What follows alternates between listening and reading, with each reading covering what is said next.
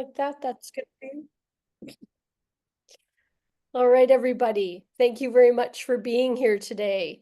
Um, uh, we would just like to welcome everybody. We're still letting people into the room, and we're just trying to have as many people here as possible before we get started. This session is going to be recorded. I wanted to let everybody know that they will be receiving a recording in the next day from WeBC, so that's great. Okay, 10 o'clock, let's get started. Hi, everybody. My name is Cathy Burrell, and I'm an entrepreneur in residence here at WeBC. And before we get started, I'd just like to acknowledge that we're gathered here today on the traditional and unceded territory of the Okanagan Syilx people. We recognize, honor, and respect the presence of Indigenous people, past, present, and future. So if any of you, I'm sure you all know that WeBC serves the entire province of BC. So if you're not sure territorially where you are in BC, Jen is going to share a map in the chat. And we'd love everybody to just kind of introduce themselves in the chat. Just say hi. My name's Cathy. I'm Cathy, and I'm here in Kelowna. And so that's the traditional Syilx territory. So that's great. And I just want to let everybody know too that we do a feedback poll at the end of this session because we want to provide you with information that you really want from WeBC. And we know this is going to be a great session, but this is our first time doing it. So if you, at the feedback poll at the end, if you stay to the end, we'd love you to fill it out. And if you have a burning question or some sort of an idea for a webinar that you'd like to share with us, we would love to see that. And please put it in the feedback poll at the end of the session or send us an email, give us a call. Okay, I'm just going to tell you a little bit about our services here at WeBC before we get started with our session. So we provide support for your small business journey. We offer financing to get businesses started and operating capital to fuel your growth. We offer more flexibility than traditional lenders because we take a holistic approach and provide loans that are based on your business's viability, not based on formulas. And this means we provide loans to a diverse range of women-owned businesses and support you with integrated services, including complimentary training, mentoring, and business advising. So the long and short of that is, if you were to get a loan with WeBC and the loan had a 5-year term, we would provide you with free business advising, training and mentoring for the entire term of your loan. So that really is a great reason to come to WeBC when you're looking for financing. From essential business skills development to personalized business advice, we know the right questions to ask and the right resources to connect you with. In our mentoring programs, you can connect with a network of women entrepreneurs and experts all around BC who can support and inspire you. And there may be people on the call today that would like to be a mentor. We would love to have you. Go to our mentoring page and just sign up. Say, you know, I'd like to give back, and we'd love to have you. You can learn more about all of our services at our website, which is we-bc.ca. And we would love it if you could sign up for our eBlast newsletter. Today's session was advertised on our eBlast newsletter to our I can't even tell you how many thousands of women are on our mailing list. But that's why there was such great registration for this event, because that's how they found out about it. They registered for it and they're here today. So please sign up for our eBlast newsletter. Okay, now for the main event. We would like to welcome Elizabeth Hilton, who's the outreach coordinator.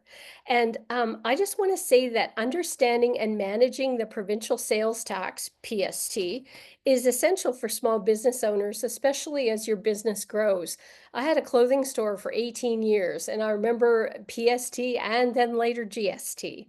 Whether you're just starting to think about PST or need clarity on your responsibilities as a small business owner, we're glad you're here today. Today you're probably going to learn who needs to register as a PST collector, how to register for PST, how to file, pay, and self-assess whether you need to do PST, and how to find resources just in case you get stuck. So today's session will help you to gain practical tips to help you stay compliant, which is a really important thing. You never want to start your business kind of in some sort of problem with PST or GST. And we want you to avoid penalties and manage your taxes with confidence. That's what today's session is all about. And we'd like to welcome Elizabeth. And I'm going to stop sharing my screen, and Elizabeth is going to introduce herself. Thanks, Elizabeth. Go ahead, take it away.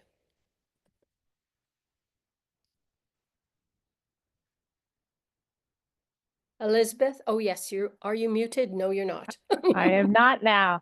Good morning. So thank you, Cathy, for the introduction. That lessens the amount of words I have to say as my introduction because you did it for me.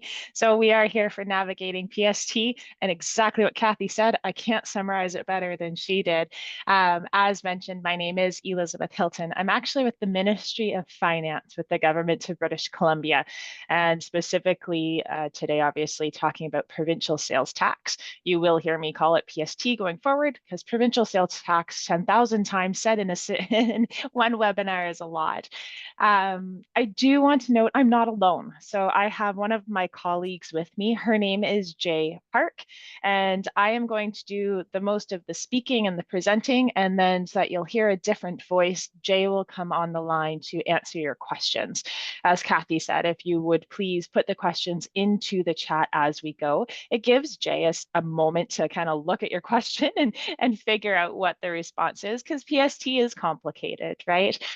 So let's go and get started.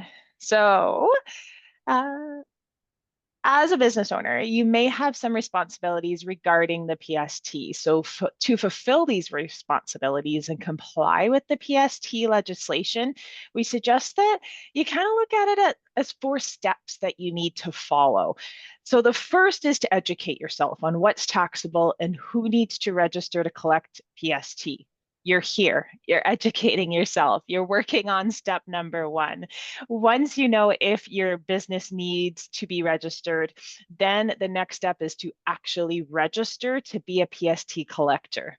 You would then basically begin charging your customers PST, collecting that PST and holding on to it until it's time to report and pay that PST to the BC government. So those are sort of the oversimplified steps, and it's going to take us a while to get through the details of them all. So looking at the education piece, I'm doing some basic education around PST. Again, this is to assist you in determining, do you need to actually register your business to collect PST or do you not? And it depends on the nature of your business. It depends on what you're selling, or is it services, what your revenue is in a year. There's a lot that goes into trying to figure this out. Now, provincial sales tax is one of the 2 main sales taxes that's charged in British Columbia. So the PST, like I said, it's actually administered by the BC government, and that's done through our legislation and our regulations. There is another main sales tax that's charged in BC. It's the goods and service tax, shortened as GST is what you typically hear. GST is actually administered from the federal government, specifically like the CRA, the Canada Revenue Agency. Jay and I cannot answer any questions around GST today. If you have any questions about GST, you will need to contact this Canada Revenue Agency. For educational purposes, know that there are a few other sales taxes. I said those are the 2 major, but there are a few other sales taxes, such as there's a motor fuel tax, there's a carbon tax, there's a tobacco tax. But again, today I'm really just focusing on the PST side of things. So some PST basics is it's a retail sales tax. It's applied when you purchase or lease taxable goods, and it applies to goods that you purchase or lease in BC or that you bring into BC for use in BC. or that you send or receive delivery of in BC for use in BC. Do you see where in the corner it says unless a specific exemption applies? So an exemption is basically a provision, it's a writing in our legislation that says that for this specific situation, you do not have to pay the PST on that particular good or service that's being purchased. So that's generally what I mean when I say unless an exemption applies, because there's always some, well, what about this cases? And I am going to get into exemptions, where to find them, what some of them are, and how they work as well. PST, it also applies to taxable services, so not just goods. And that includes what we call related services, which again, I'll explain what a related service is shortly. And also to services to software, if that software is purchased for use on an electronic device that is ordinarily situated in BC, unless an exemption applies. So as an example for software, for WeBC to have Zoom to host this call, they would pay PST on their Zoom subscription for that software because it's for computers that are situated in British Columbia. Anyone who purchases or leases taxable goods or services pays PST. And please note, like that even includes the BC government, like myself. We host webinars. I use a program called Zoho. We pay PST on Zoho, as well as schools and universities and hospitals and crown corporations as well. Really, it's just any business that sells or leases taxable goods or services, charges their customers PST, and they collect that PST on behalf of the BC government. And then, like I said, you hold that tax that's collected until it's time to then report and pay the PST to the BC government. I get asked every single time we do these sessions, where is all of this money that's collected from PST? Where does it go? What does it do? Well, it gives us some of our pretty important government services and programs like our healthcare and social services, our hospitals, our doctors, and our support and care services, our public school system, and our transportation infrastructure, as well as our public transportation. Elizabeth, we got Yes. a quick question in the chat about what happens when you import the goods, let's say from the US. Do you still charge PST, remit GST on that? If you import the goods from British Columbia and you're selling them within British Columbia. Is that correct? It depends on where you're selling it to as She well. said that she's importing it from the US, and I think she's selling in BC. Yeah, maybe I can jump in. So basically, whether they sell it in BC or not, the moment that they bring those goods into BC, the consumption law kicks in basically. So essentially, the moment that you start to you bring the those goods into BC and you are the consumer of those goods, then you need to pay PST. Got it. Okay, Yep, great. Thank you. great. So this slide you're seeing, it says tangible personal property, or TPP for short. Now, when I refer to taxable goods, really what I'm referring to is the legislation calls it tangible personal property. And TPP is defined, as it says on the slide, as personal property that can be seen, weighed, measured, felt or touched, or is that in any other way perceptible to the senses. So another common question I get asked is, where can I find a list of everything that's taxable and not taxable? I'm here to tell you that unfortunately such a list does not exist. It's really just not possible for us to make such a list because things get added and removed based on legislation changes and policy changes. So a better way to think of it is like this little thinking person on the screen is generally all goods are taxable unless there's an exemption. So if you own a business, you may need to pay PST on those goods and services that you purchase to operate your business. And depending on the type of business that you actually operate, you may have to charge and collect PST on those goods and services that you sell to your customers. So let's get into actually what is taxable. So the first thing is taxable goods, because I've mentioned goods and I've mentioned services, and I'm breaking them apart for the purpose of this conversation. So PST does apply to the purchase or also the lease of both new and used goods, unless there is a specific exemption. Now, PST is payable on that total amount to receive the goods. So let's say you're bringing something into British Columbia, like that first question we received. You probably are getting some delivery charges, maybe charges for transportation, customs, maybe some other fees in there as well tacked on. The PST is chargeable on all of those fees except the GST, so the total cost to get the good to you. On the flip side, taxable services. So because obviously some businesses not only sell goods, but also some services. And so some services offered are taxable. And a few examples of taxable services are legal services, short-term accommodation. So like, such as a hotel or an accommodation that's purchased through an online marketplace. You're seeing telecommunication services there. By that, I'm meaning like your internet services and your digital media, like the Zoom and Zoho that I mentioned. And then last, you're seeing related services. And I have said related services once before. I promised to explain them, and now is the time. So what is a related service? Well, generally, if a good is taxable when it's purchased, then the service related to that good is also taxable. Related services are services to, maybe labor to repair or restore, refinish, or recondition, or possibly even install a taxable good. It would all be a related service. So let me give you an example. Let's say you go and buy a vehicle, whether it is new or used, whether you're buying it from a dealership or a friend, you are paying PST on the cost of that vehicle when you purchase it.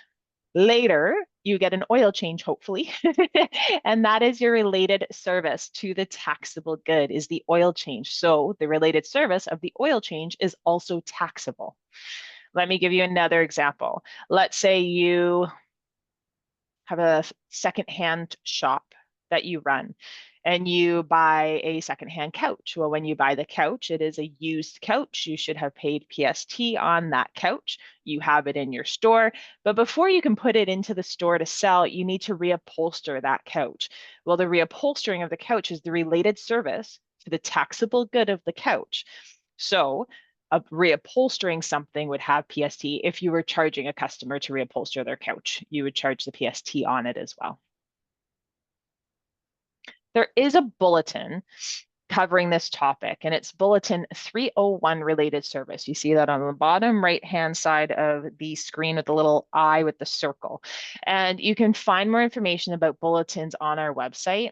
And you'll see, like I said, any time I could send you to a resource, I try to, because these things change, like I keep saying. So that resource will always be up to date, and you'll always have this to look at because WeBC is going to send you a PDF version of this PowerPoint so that you don't have to try to copy this all down. So save your hand and some note taking. That is coming your way. Later in the presentation, I'll show you where you can find bulletins on our website and what that looks like. Elizabeth or Jay, there's another question that I hope is quite simple. Somebody said that when she buys materials for her products, manufacturing her products, she doesn't have to pay GST, but she has to charge it when she sells it in BC. Is that correct? If you're asking about PST, we can answer, but I'm GST we sorry. can't. I think she means PST. Okay.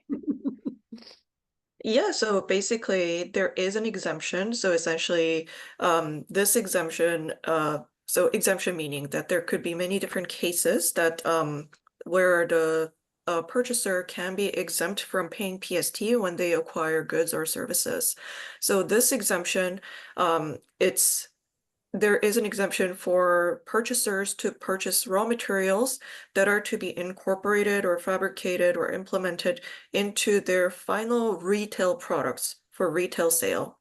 So Okay. if they purchase goods that become part of their products that they are eventually selling at a retail sales place, then yes, the purchaser can qualify for the exemption either by providing their PST number or providing necessary documentation, yes. Okay, I hope that answers your question, Justine. And there's just another quick one.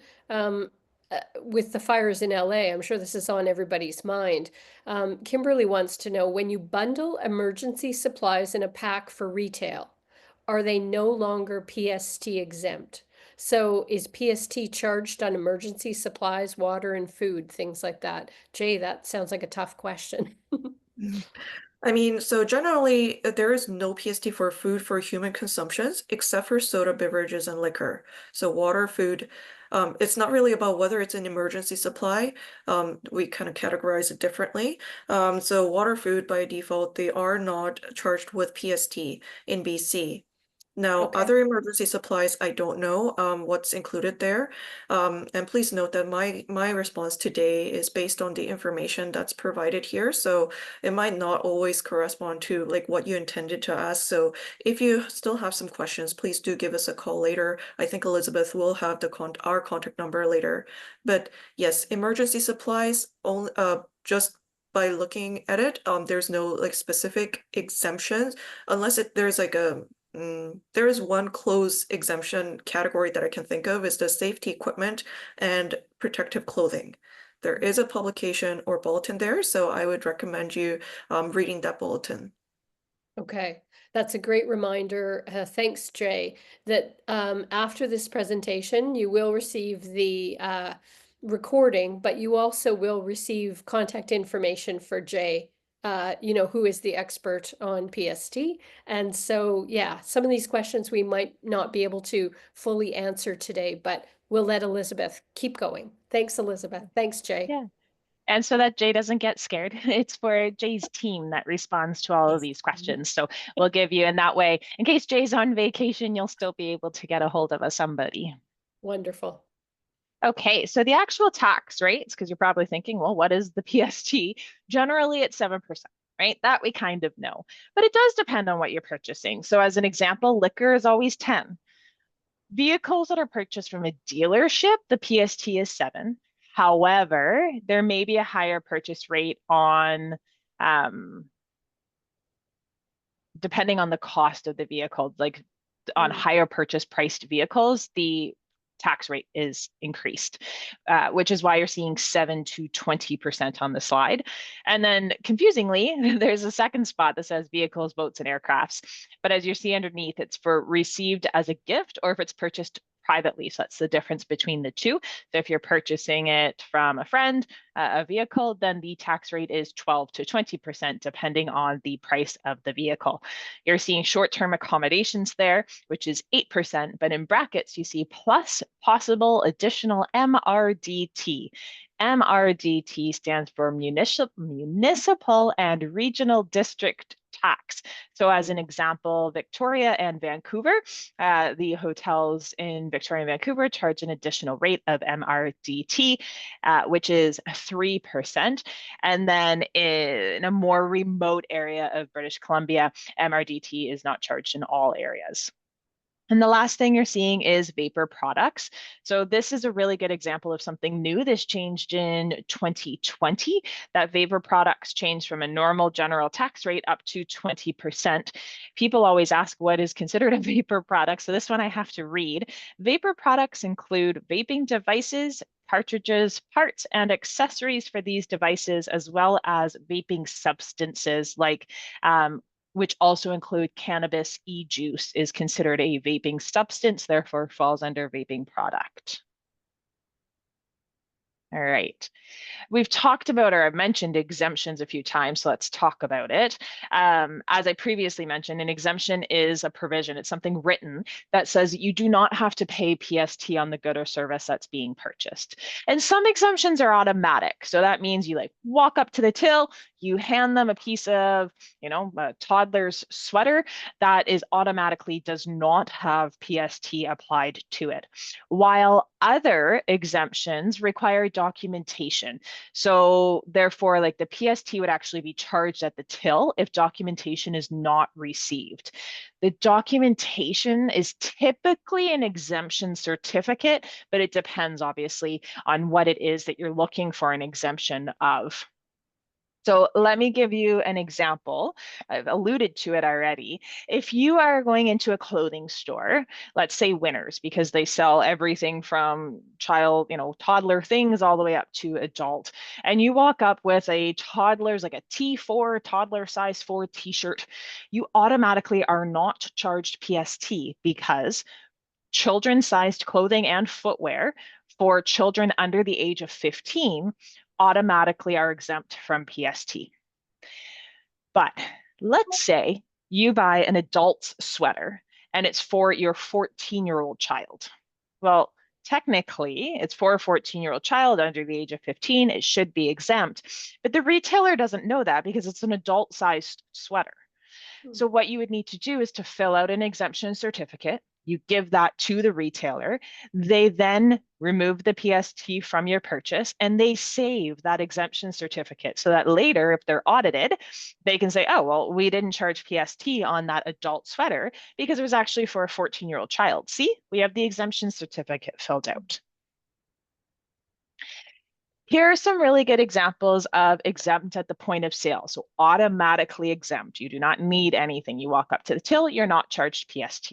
The first is food for human consumption. And as Jay said, this is exempt though now from soda beverages. So that's beverages that contain sugar, natural sweeteners, or artificial sweeteners. Books and magazines are automatically exempt, as well as bikes and some specific e-bikes. As I previously mentioned, child-sized clothing and footwear for a child under the age of 15, some safety equipment and protective clothing, which Jay had mentioned that one, some medications and health-related equipment and supplies, and some school supplies are all exempt. Now, exempt services. So some services are exempt as well. Here's a list of some of them. First is cleaning services for your home or your business. Second is personal services like hair care, like haircut, I'm meaning, manicure, massages, services that are provided to your animal. So this little cutie getting a haircut, haircuts, and like dog grooming, vet services are exempt. Services to real property or real estate, and labor to install items that become real property when installed are also exempt. That one's a bit of a twister, tongue twister. I always read it. It's referring to real property contractors, which I'm not getting into great detail here, but I will cover in a little blurb in a moment. Now, when it comes to exemptions, like I said, some of them are automatic, but some of them require documentation. So an excellent resource to find out more about exemptions is our webpage, PST exemptions and documentation requirements. You can see a screenshot of it on the left-hand side. This provides an overview of those PST exemptions, and it details the information and the documentation that's required to actually get them.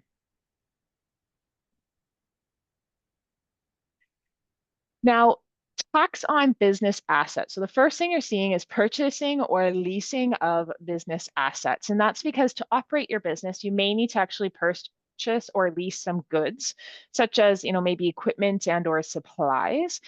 These are sometimes referred to, and what I am calling them is your business assets. So let's say, office equipment or office furniture, or a company vehicle, maybe advertising flyers, marketing materials, all would count. Now, PST applies to the taxable assets that you purchase, and because you're considered the end user of the asset, you must pay PST when you purchase them. Now, if you're not charged PST by your seller, but you do need to self-assess the PST on those assets, and I'll discuss self-assessing in a moment. There are a few other tax on asset situations when coming to PST that I want to mention. The first is assets transferred between individuals and your business. So for the purpose of PST, a taxable sale occurs when a taxable asset is transferred between a business and an individual. The PST applies now unless an exemption applies. So let me give you an example on this one. Let's say that an owner of an incorporated business is transferring an asset. Let's go a car. and they're transferring it to themselves from the business. They would need to pay and self-assess the PST on the fair market value of that vehicle. The last one you're seeing on here is assets as part of a sales transaction. So when there are assets as part of a sales transaction, like you're buying or selling a business, if you buy, lease, or sell a business in BC, PST applies to the purchase of any taxable assets as part of that sale transaction. So you know me, I think by now, I love examples. Let's give another one. Let's say you're buying a restaurant. And if you're buying a restaurant and it includes chairs and cutlery and tables and maybe like a fixed machinery, so a draft beer dispenser or a rotisserie chicken oven, you need to pay the PST on the fair market value of those assets. And it's important to be aware of the various ways that the PST applies to your assets. Along selling and buying businesses, this is an application for clearance that you're seeing on the screen. So if or when you buy a business, it's a really good practice to obtain a clearance from the BC Ministry of Finance. Basically, a clearance is saying that the business that you're purchasing has paid all the PST and any outstanding interest or penalties. So if you as the buyer do not obtain a clearance, you're liable for any of the outstanding PST and the penalties and the interest that's owed by the seller, the person that you bought the business from. A clearance application information is available on our website. It's under the forms section. I'll show you where that is. And you can apply through it for it online at our e-tax BC. So literally, if you go to Google and type in e-tax tax BC, you'll find it. That's the right-hand side of the screen is showing you a screenshot of applying for it on that application. Okay, so I'm finished talking about PST basics and that kind of education piece. I do want to be mindful, it's 10:32 and we're sort of halfway through of sorts. So we can do a few questions if any others have come in. Yeah, Elizabeth, the only question that's come in for you or for Jay, as I understand it, I don't currently have to charge PST regarding virtual one-to-one coaching services, but what about streaming digital courses? Ooh, So technology essentially, question. Jay, they yeah. might need to send you an email. Yes, so though this is under the category of telecommunication service, so I definitely do recommend you reading our publication PST Bulletin 007, which is 107 telecommunication. Essentially, the virtual one-on-one coaching service is not subject to PST if it's just simply provided over a simple video conference call, such as a Zoom call or Teams call, things like that. Now, streaming digital courses, whether it's exempt or not, it will depend on whether it's for educational purposes or not. And this definition of educational purpose it's got a narrow scope actually. So it's not for, let's say, leisurely education or knowledge obtaining for, like, let's say the language of French or something like that. It doesn't qualify. But if you are obtaining a certain professional designation, or if that course is for obtaining a certain trade, then it may meet that definition of the educational purpose, and therefore it could be exempt. However, most of the time, people don't tend to meet that definition. So I would, again, definitely double check with the PST Bulletin 107 telecommunication service, as it does actually go quite in depth in terms of explaining who meets the definition, who meets the who qualifies for that exemption for the live stream webinar for educational purposes. Yeah. Okay, thanks, Jay. And then again, as a reminder, I am going to share a phone number and an email address that you can write or call into. And so if you are looking at our resources online and it's not working for you for whatever reason, then you can reach out to our team. We're Okay. not abandoning you after our call today. So hopefully you have a little better understanding of if you should be charging PST or not. Now I'm going to get on to, okay, so I do need to charge PST to my clients. Now I need to actually register to be a PST collector. So if your business regularly sells or leases taxable goods or services within BC, and you are not a small seller, then you must be registered to collect PST. If your business is located outside of BC and you market, sell, and deliver taxable goods into BC, then you must also be registered to collect PST. Now, in some cases, businesses that are located outside of Canada may also be required to register for PST. Now, why is it important for a business to know if they should register or not? And the answer is that let's say you do not register and you should have, and for the last 5 years, you have not collected PST when you should have. If you're audited and it's determined that your business should be registered to charge and collect and you're not, you may be assessed for that tax that's owing, and that could also possibly include penalty and interest. There is a bulletin, it's bulletin PST 001, registering to collect. PST is a good resource for this. Now, I will note that while I'm on this topic of registration, I'd like to discuss two types of businesses that may or may not need to register as a PST collector. So first is this phrase I threw out there, small seller. So as mentioned in that previous slide, if you are a small seller, you may not need to register to collect PST. Now, often we're asked about the threshold for small sellers, and people get this confused about the thresholds and the criteria between PST and GST. So for PST has very specific rules and they're very different. And for the PST, there's a list of criteria that must be met to be considered a small seller. It is not just a threshold. As a small seller, you're not required to register for PST, but please keep in mind, if you do not register, that means that you are going to pay PST to your suppliers when you buy taxable goods from them to resell to your customer. Think someone has to pay PST. And it's that end user we typically call it. So are you going to pay it and therefore not charge your customer, or are you going to end up charging your customer? And it depends on if you can qualify as a small seller.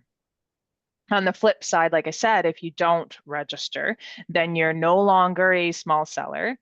And in this case, you're exempt from paying the PST when you purchase products for resale. However, like I said, you would then need to register, collect, report, and pay PST on your sales. You need to decide which option's best for you. Now, to be considered a small seller, you must meet all of the criteria that's outlined in the legislation.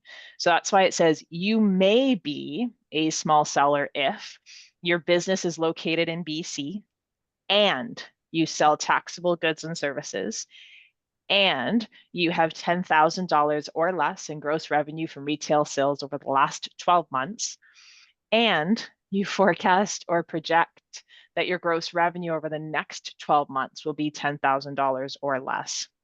And please note for those 2 points, I'm saying 12 months, not saying calendar year, I'm not saying fiscal year. I'm saying today is Jan 22.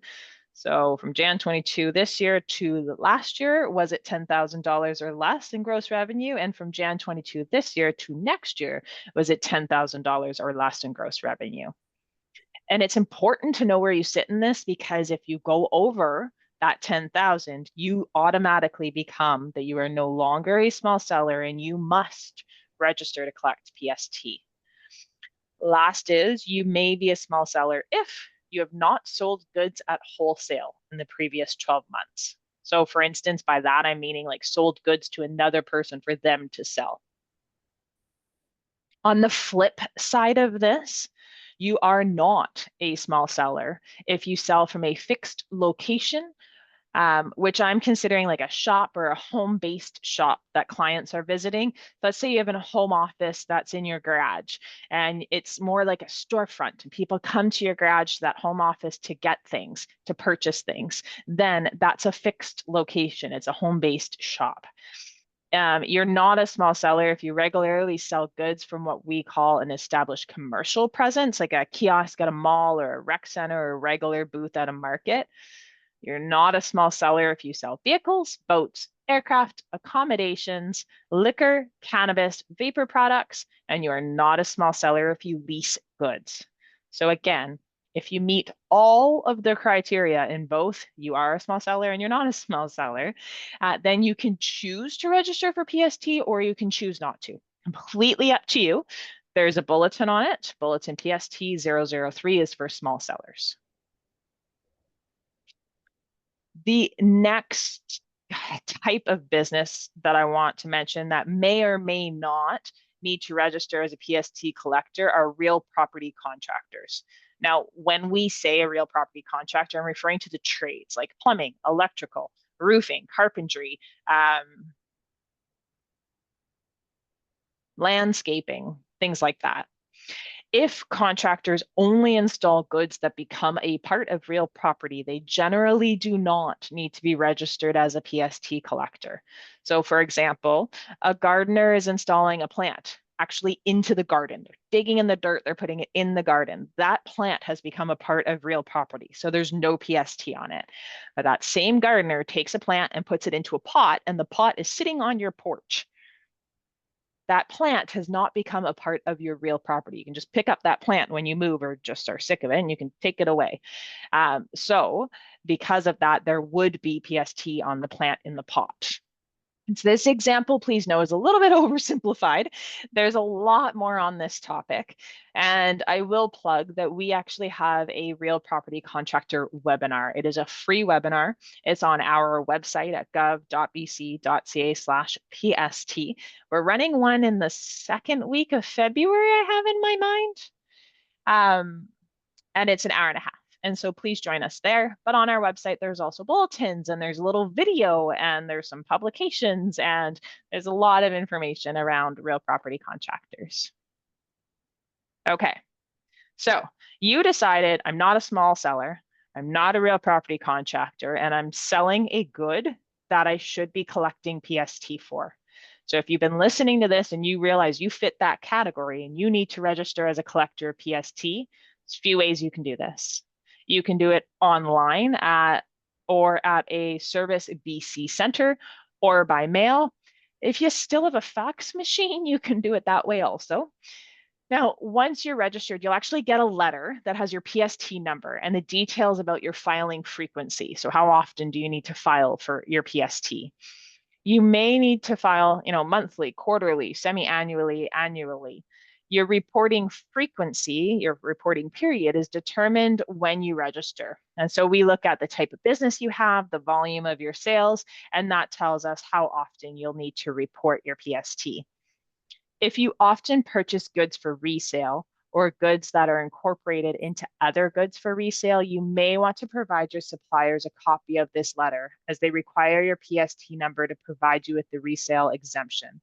They can keep this letter on file with your purchase as proof of your PST exemption. That's what, if you remember, Jay answered that first question. If you're buying a good, you're incorporating that good into, you're buying a piece for a necklace, you're making necklaces, you're selling necklaces. So the pieces that you're buying and incorporating into your necklace, you don't have to pay PST when you buy them. You would give them your PST number, a copy of your PST letter. That way you don't charge PST. And instead, you're now registered to collect PST. So when you sell that necklace to your client pays the PST that you're then holding until it's time to report it on your monthly frequency if you end up being a monthly filer. I will note that if you own a business with more than one location, you can choose to register all those locations under one PST account, or you can register them separately, completely up to you. But keep in mind, if you register them all under one account, you file one return. If you register them separately, you file a separate return for each location. And a teaser, you can only claim commission once. Ooh, commission. I'll talk about that later. All right, so we've talked about education, we've talked about registering. Next, we're getting into charging and collecting. We only have about 16 minutes. Cathy, how are we doing for questions? We're doing good. I think you are keeping everybody's attention. So there hasn't been no questions since the last one, so I would just keep going. I'm going then. Okay, so Once you are registered, it's time to, like I said, it is time to charge and collect. So when your customers have paid that PST on a good or service, like I said, you're collecting it, you're saving all of those monies until it's time to report it and remit it, or report and pay it to the government.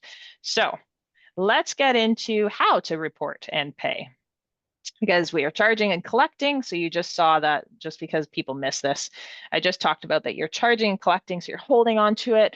It's here. Now, what do I do with it? How do I get it to the government? How do I report and pay it? Well, you report by filing a PST return and by making your payment on or before your due date. And your due date depends on your reporting period. You need to file and pay by the last day of the month following the end of your reporting period. So if that last day of the month is a weekend or a stat holiday, the deadline moves to the next business day. You must file a PST return even if you didn't make any taxable sales, even if you don't have any PST to self-assess during the period.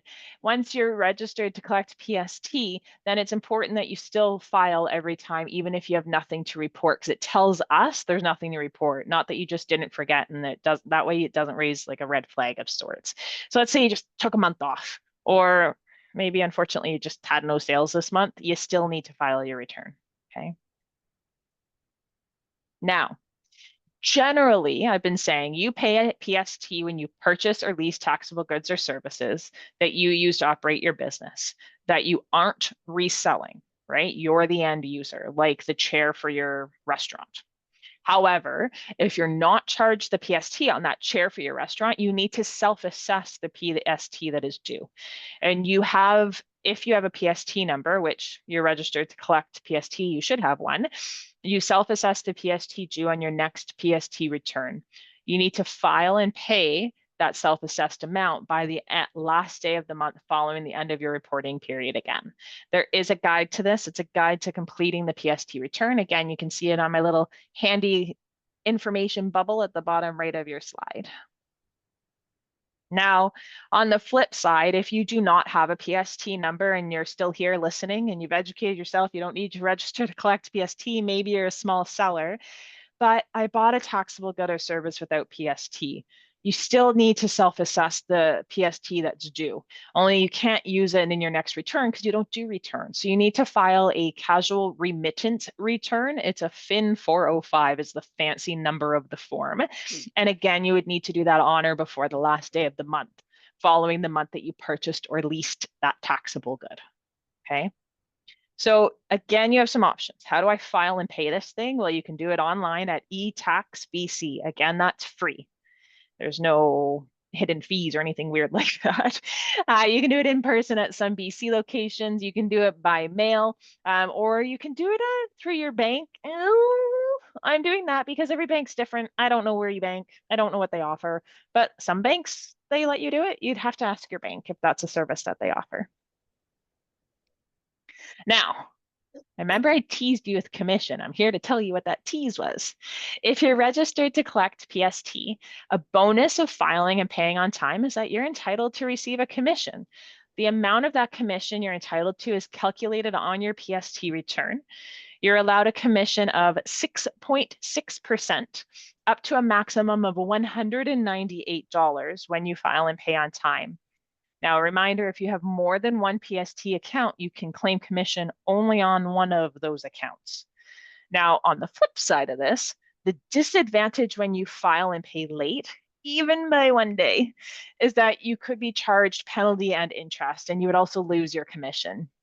If you do have some extenuating circumstances, though, give us a call. We're people. We're here to talk to you. We understand things happen and we might be able to kind of work something out or figure out what's going on. So never hesitate. Give us a call. This is our eTax BC. Like I said, it's a free online service that you can register, report, and pay your PST. This is just a screenshot of the opening screen of eTax BC. So literally, you can just go to Google and type in eTax BC, or you can go to gov.bc.ca/eTax BC. And then you're seeing this square around Provincial Sales Tax, and it says apply for a new account. So you just click that, fill out the information. We'll get back to you and let you know what your PST number is, like we talked about, and how often you have to file, all of that. Now, note with eTax BC that you can access your account and file and pay 24/7. So you possibly have weird hours because you're running a business, and that's a lot. So we make it so that this works for whatever it works for you. You can view all your financial transactions and correspondence. You can manage and update your own information. You can even contact and message us through eTax BC. And then I think one of the best things is that, again, you are probably quite busy and you possibly have a finance person helping you with your finances. And if you do, you can give a third party access to your eTax BC, like an employee or a bookkeeper, an accountant. Now, if you already are registered to collect PST and you don't have an eTax BC account, do not fret. You can register or get an eTax BC account at any time. So you can enroll when you register, you can do it later or never. If you're not a technical person, that is also fine. Okay, refunds.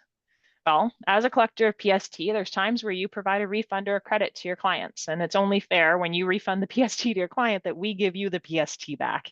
So if you have paid PST on a sale or a lease of taxable goods or services, and then you refund or you credit some or maybe all of the PST to your customer, and you are registered to collect PST, you can claim that refund of the PST that you paid by making an adjustment on your next PST return.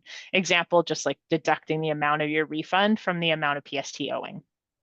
You must make the adjustment in the reporting period in which you provided the refund or the credit. So if you do not make an adjustment on your return, you may apply directly to us for a refund.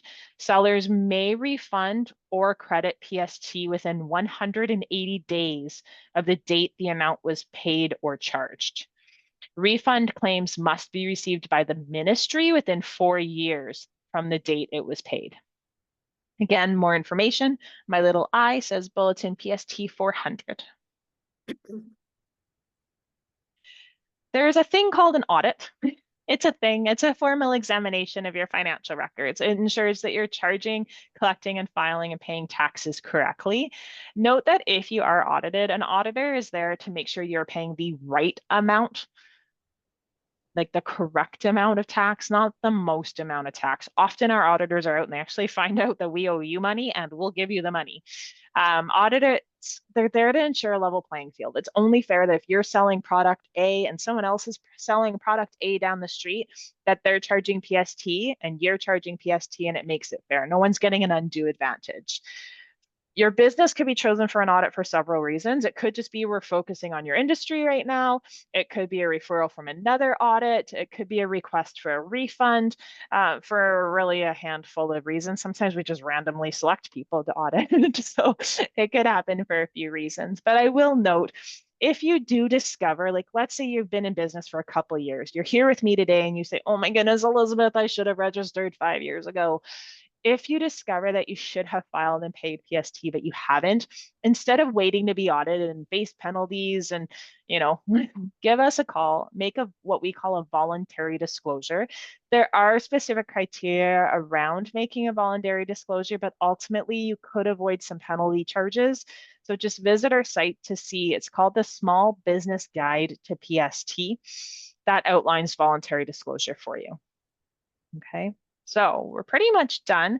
What you're going to see is we were at report and pay, and now we're back to education. So why are we back to education? It's like I mentioned before, legislation changes things, and it's really important that you stay up to date on what your obligations are around PST.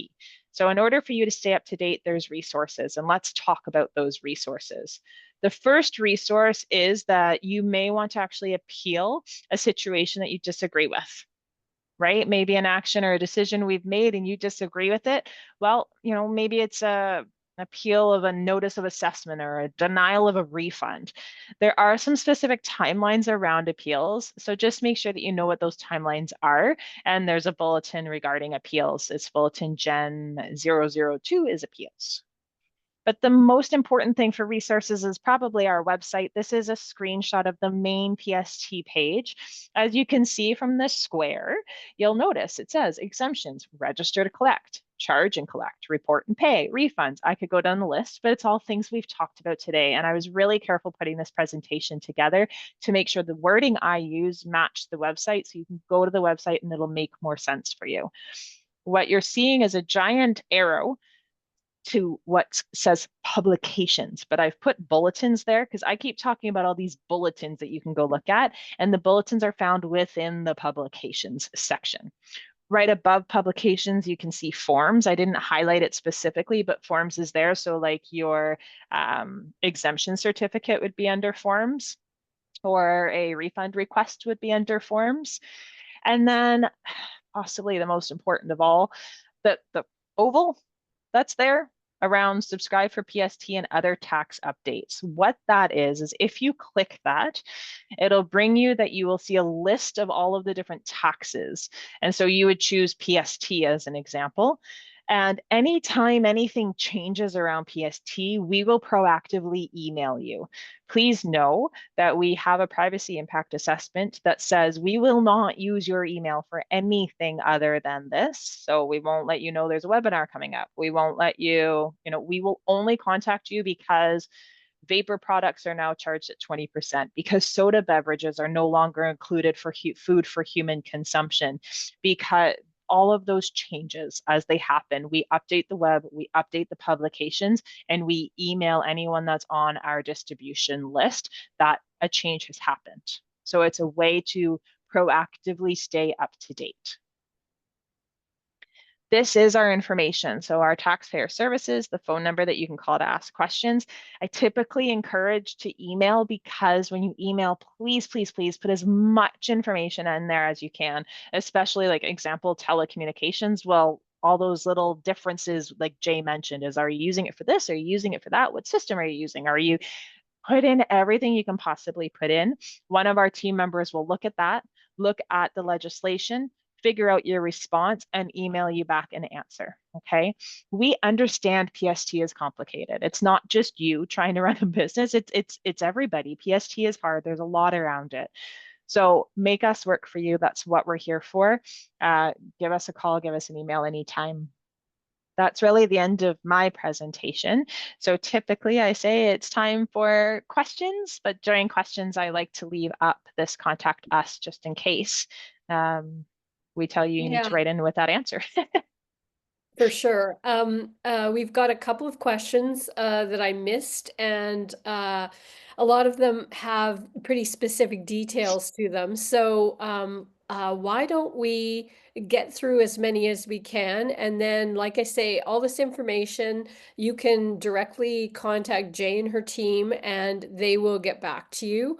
We will. And one of the questions was from Jackie, and she wanted to know that she's purchasing business assets and inventory from a whole other province. Is BC PST payable on those on that equipment that she's bringing? I assume, Valerie, that your business is in BC. You bought the stuff somewhere else and you're bringing it here, correct? That's correct. Okay. Jay, do you know anything about that? So basically, this business inventory bought outside of BC are brought into BC. Is that the case? Yes, to start a business in BC. In BC, then yes. If those are taxable, so if those are taxable assets, yes, you do need to do the self-assessment. So any time that you bring goods into BC, you do need to actually self-assess unless you meet the exemption. So I would definitely take a look at the list of all the assets and see what those are, what those assets are taxable and which are not taxable. Generally, inventory for sales in BC, it's not subject to PST, but again, like we don't know the details. So I would definitely encourage you to call us and give us more details. Then we can ask you more stipulating questions and answer your questions better. That's great. Thanks, Jay. And the other question, I think we're just going to do one more because there's a lot here. And again, we're going to get a lot of maybe, maybe not answers.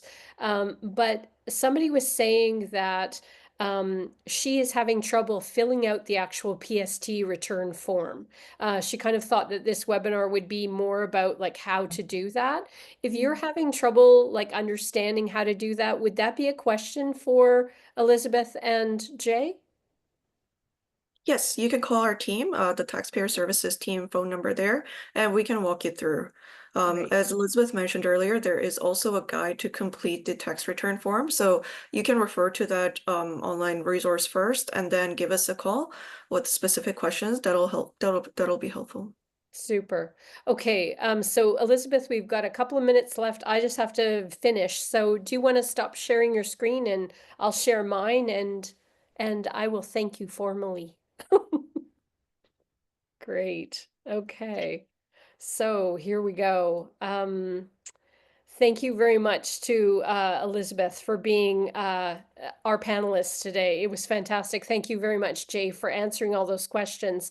Again, PST is one of those things I could say, gee, you know, ask your bookkeeper, ask your accountant, but for a lot of small businesses, you are stuck doing this yourself. So know that there are people out there to help you. And any questions to us or questions to Jay or Elizabeth, again, keep asking the questions and eventually, you know, we're going to get the answers that you need. So that's fantastic. I wanted to let everybody know that we've got some smart programs on demand at WeBC. What that means is that if you want to learn about HR, like human resources or financial fitness, strategic marketing, you can go online to our website, purchase this course. You download a link, you go to the link, you have 90 days to complete it all on your own, in the middle of the night, at 3 in the morning, all during your workday, 90 days. And in the end, you're going to get some really good resources for your business, custom made for you. So please check those out.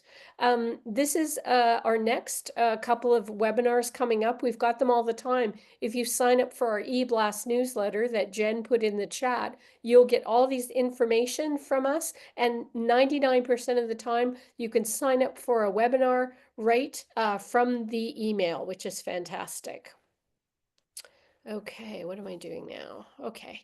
And lastly, thank you very much, everybody, for joining us. Please stick around if you can for the feedback poll. The feedback poll will just tell us how we did, if you enjoyed the course today. And if you had any burning questions for another day, please let us know. If you've got a suggestion for another course, let us know. And again, we are probably going to stay online for maybe 5 more minutes if anyone has any more questions. But like I said, from the questions I saw, they're pretty specific and probably would be better in an email. So thanks everybody for joining us. Thank you very much to Jay and Elizabeth. It was great today. I learned a ton and I was in business for 20 years. So that was great. Thank you so much for participating today, everybody. Any questions? Thank you for having us. Thank you. And thank you for all the good questions, everybody. So any more last call for a question? If you wanted to talk to Jay or Elizabeth, you can say your question. Otherwise, if you guys have to go, we'll see you later. And please contact them. You'll be getting an email from WeBC later today or tomorrow with all the information plus the slides from the webinar. So anyway, any questions? Okay. We're just going to finish the feedback poll and we'll see you all later. Thank you very much for being here today. We really appreciate it.